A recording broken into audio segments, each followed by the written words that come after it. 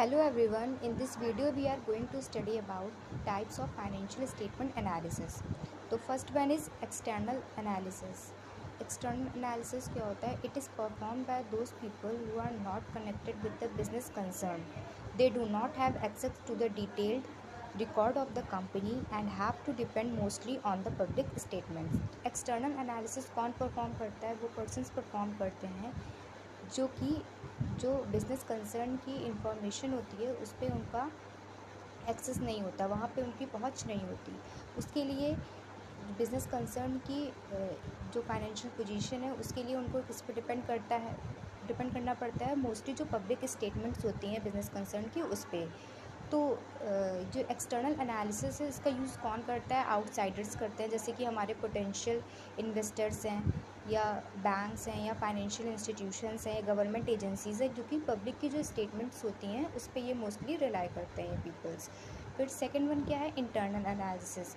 Internal analysis क्या होता है? This analysis is made by those people who have access to all the detailed information of the company. Internal analysis वो persons perform करते हैं जिनके पास कंपनी की इंफॉर्मेशन का एक्सेस होता है। It is conducted by the internal analyst such as executive employees, internal auditors.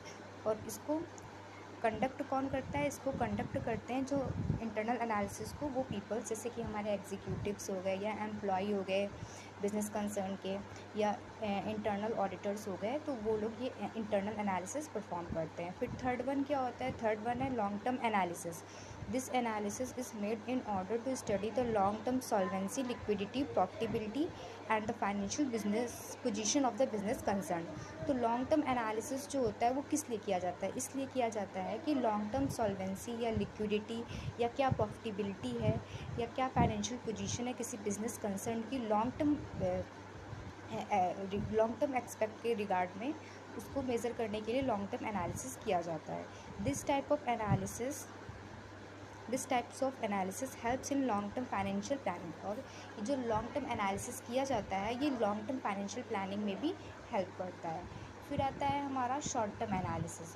तो शॉर्ट टर्म एनालिसिस क्या होता है? This is made to determine the short term solvency, liquidity, profitability and the stability of the business concern.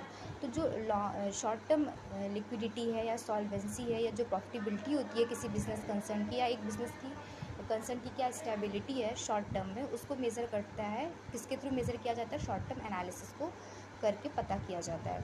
फिर fifth one क्या है हमारा? Horizontal analysis.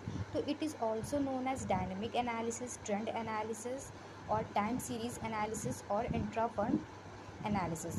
तो horizontal analysis को हम लोग क्या बोलते हैं? डायनेमिक एनालिसिस बोलते हैं, ट्रेंड एनालिसिस बोलते हैं, टाइम सीरीज़ एनालिसिस बोलते हैं और इंट्रा फंड एनालिसिस भी बोलते हैं।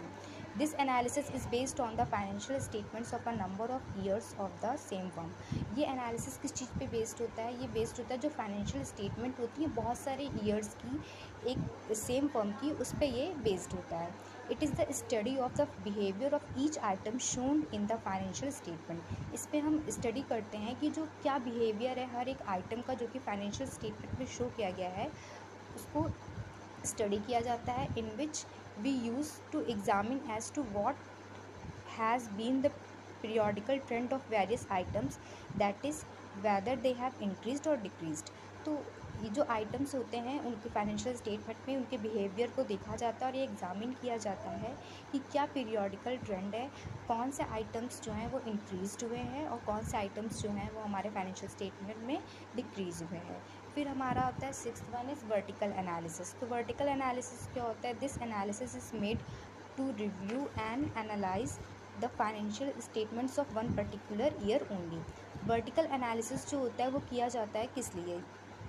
जैसे हॉरिजॉन्टल एनालिसिस में हम नंबर ऑफ़ ईयर्स जो होते हैं उनके फाइनेंशियल स्टेटमेंट को देखते हैं, उनके ट्रेंड को हम देखते हैं, उसके अकॉर्डिंग हम एनालिसिस करते हैं। तो वर्टिकल एनालिसिस में बट क्या होता है कि वर्टिकल एनालिसिस में हम सिर्फ एक पर्टिकुलर ईयर की फाइनेंशियल स्टेटमेंट को रिव्यू करते हैं और उसकी स्टडी करते हैं। This is also known as interfirm analysis. In this kind of analysis we try to study the quantitative relationship between various items of the same sets of statements. तो इस type के analysis में हम लोग क्या करते हैं?